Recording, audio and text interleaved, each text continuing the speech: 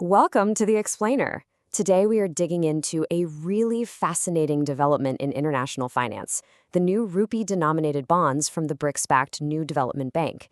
And trust me, this is way more than just a financial product. It's a strategic move that could seriously reshape India's economic future. Let's get into it. Just think about it for a second. A future where India's massive infrastructure projects, all the roads, the bridges, the power plants, are funded entirely in its own currency. A future where it's shielded from the crazy ups and downs of the global currency market. It sounds pretty ambitious, right? Well, that future might be getting a whole lot closer. And the key to making this all happen? It's a new financial tool from the New Development Bank, or NDB for short. So we're going to unpack exactly what this new bond is, who's behind it, and most importantly, why it's such a potential game changer for India's markets and for investors like you. All right, Section 1. A new bond arrives. Before we get into all the ripple effects, let's make sure we're all on the same page about the core concept here. So what we're talking about here is a rupee-denominated bond.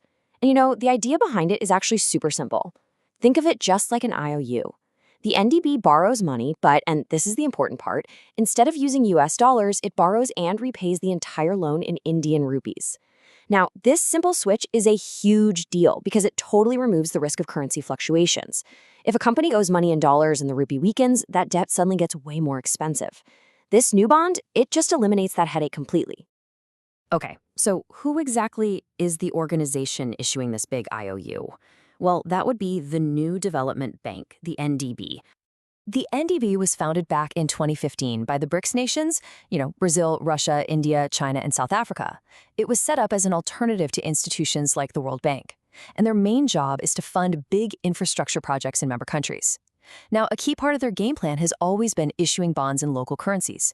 This isn't their first rodeo. They've already done this successfully with the Chinese Yuan and the South African Rand. The plan for rupee bonds hit a bit of a snag and got delayed, but there's a new target on the calendar, March 2026. So we've got the what and we've got the who. Now for the really interesting part, the why. This move is a central piece of a much, much bigger strategy called rupee internationalization.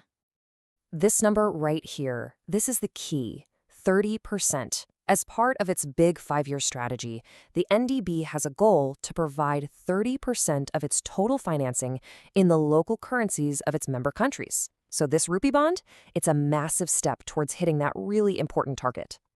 But look, this isn't just about raising money. It's a really smart 3-part strategy. First, fund local projects with local money. That cuts down the reliance on foreign currency.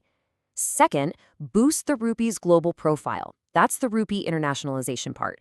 And third, add some much-needed diversity and liquidity. That just means more assets that can be easily bought and sold to India's own bond market. Now, that third point, strengthening the local market, that's a big one. It's really worth digging into a little deeper.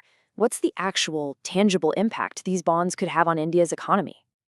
The first major impact is a big boost to market liquidity. Simply put, when the NDB issues these bonds, it increases the total volume of high-quality things to trade in the market. More products means more trading, more investment, and a much more dynamic market for everyone. Second, this really deepens the market. Right now, the Indian bond market is pretty heavily dominated by government-issued bonds. So having a major player like the NDB come in, well, it introduces more variety. That kind of diversification makes the market more sophisticated and brings it a step closer to global standards. Third, and this is huge, it acts like a magnet for global investors. The NDB has a strong international reputation, right? So when an institution like that decides to issue bonds in rupees, it sends this powerful signal to the rest of the world that, hey, the Indian market is a stable, attractive place to put your money. It's basically a seal of confidence. And finally, these bonds can set a whole new benchmark. Think of it like a trusted price tag for the entire market. Because the NDB has such high credit quality, the interest rate, or the yield, on its bonds becomes a super reliable reference point. Other companies can then price their own bonds relative to this benchmark, which leads to more stable and competitive pricing across the board. Okay, so we've covered the big economic picture, but what does this all mean for an individual investor? Let's take a look at the actual risks and rewards. So on the reward side, you're looking at potentially steady and stable returns from a very credible issuer. It's also a fantastic way to diversify your portfolio and get some exposure to emerging markets. But of course, you gotta consider the risks. The NDB's credit rating is key. Currency risk is always a factor, and, changes in regulations could always impact the investment. Let's just unpack these risks a bit more, because they're important. The NDB's credit rating is really the foundation of this investment safety, so you have to keep an eye on it. And while the bond itself avoids direct dollar risk, the rupee's value can still go up and down, which would impact returns for international investors. And finally, you always have to consider future policy changes from the RBI or big shifts in interest rates. Like with any investment, it's all about weighing those pros against the cons. So as we wrap this up, you realize this one bond points to a much bigger question. When you see the NDB actively promoting local currencies, and you see the broader BRICS bloc trying to build more self-reliant financial systems, well, you have to ask, are we witnessing the slow construction of a parallel financial system, one that's a lot less dependent on the traditional Western-led institutions? Now that is something to think about.